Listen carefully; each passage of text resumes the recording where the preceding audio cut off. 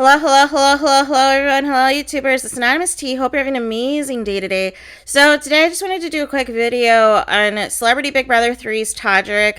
As you know, we still do not have any postseason interviews from him. There's alleged that he's going to be on Derek and Cody's show, The Winner's Circle, their podcast. We will see whether or not that comes to fruition, if that ends up airing or not. However, pretty much everything else, as of now, Todrick has basically canceled or postponed and was offered to do Julie's show, her God 101 podcast. And I think initially, he said no, and then initially it seemed as though he was, and then after that he tried to seem like he was going to change his mind, but then it ultimately backed out.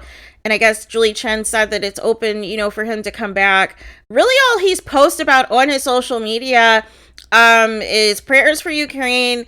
And he posted basically about his tour. He keeps posting his tour dates and keeps posting like a countdown to his tour starting in a couple of weeks. But basically has said or done nothing in terms of speaking about the season, speaking about the backlash, speaking about any of that stuff. And so now it has caused a ripple effect in terms of now there's people turning on the cookout from BB23 because, as you guys know, most of them stayed there for, the duration of when Todrick was filming Celebrity Big Brother. But there's just more drama because Whitney from BB23 was calling out, Todrick's behavior, was calling out the footage that came out of him making fun of, a homeless person and filming it and everything else. And so she was speaking out basically saying, nobody defends her, nobody, ever speaks up for her in the cast, and that while she was out in LA and had fun with the cast, that, she just felt like nobody defends her for anything. And so then Derek, Big D, he posts a picture of Whitney at Todrick's house, like after she left LA, and basically was trying to say, keep the same energy. And I think Tiffany had responded with like an emoji, and then it just ended up causing all this backlash for the cookout. Just a bunch of backlash for the cookout. A lot of people started taking up for Whitney as a result. And I think it's a mix of people who already didn't like the cookout, but now they finally found somebody from BB23 that they can be like, okay, hey, we can lift her up to be anti-cookout. But I think the other side of this that we need to have a real conversation with is the cookout miscalculated, with the exception of Azza and Xavier. I think they miscalculated this postseason thing and how the BB community moves. And if you're a super fan, you should know already there's a certain way you should move and certain ways you shouldn't move. And the one thing people do not respect that are BB fans especially is if you are trying to lift up people who are misogynist, who are, disgusting, say horrible and mean things about people, and you try to, prop them in our faces and present them as like a pillar of good and noble behavior. And this is a, upstanding person. And we're like, no, did you watch what this person said about you on the live feeds? Like, I feel the live feeds should be required viewing for everybody who, whether you're a past or present contestant or whatever, like if you want to be on future shows, you need to see how these live feeds get down. We understand, obviously, nobody is a perfect person. However, a decent person has decent morals and values and knows how to respect people, should know how to respect people, I should say. And if there is criticism, it's as it pertains to something specific involving the game, or if there was something personally that happened to you by this person that made you feel uncomfortable. But to just openly slander and defame people is what certain people in this cast do every season. And sometimes people take accountability and sometimes people do not. And so the one thing I will say in regards to a couple people is, I think the issue is, because now all of a sudden, I guess, allegedly Tiffany's blocking a bunch of people or what have you that, try to call her out, try to say anything and this and that, because people are upset that they're basically still staying at Todrick's and defending Todrick, but mute on Whitney and things that she's been saying. And I would say this, and I said this when the show ended. I said that Tiffany really needs to mind who she is around, because she seems to not realize that we voted her AFP for a reason. But had we known that she was going to uplift the same people who said all the disgusting things that we tried to tell her multiple times about, that she was going to try to, put in our faces and try to, and not realize that they're the ones who are using her to increase their PR, increase their positive press, increase their opportunities, which it looks like it's worked out for some people, because they're getting magazine covers and opportunities to be on the challenge and everything else just by that association, and she refuses to listen to it. And this is what I mean. Not everybody is your friend. And you can't, this whole thing where sometimes these casts try to make it seem as like, oh, we're this happy family. Oh, we get along. Oh, we all like each other. And then when drama ensues, people see the lines in the sand that are drawn. People see who's really their friends and who really is not. And it happens with every reality show cast.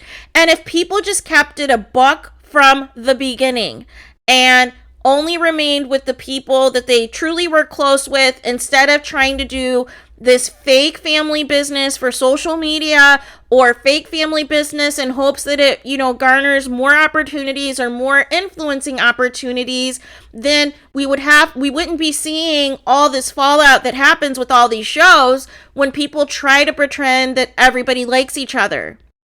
If people just kept it a buck on what it is, then everybody could move on and do their own thing. But the problem is, there are sometimes people in a lot of these casts is they're still stuck on the show. It might be like a year, 2, 3 years later, and that reality show becomes their whole identity. So they think that they still need to, be like how they were on the show to get that attention, get those followers and everything else. And it's like, no, we appreciated you for what you did or didn't do on the show, but we're gearing up for the next season. We're all, about Celebrity Big Brother, which has just ended, but we're now looking forward to other reality shows like Survivor, like BB Canada, like, the OG Big Brother, which comes in the summertime.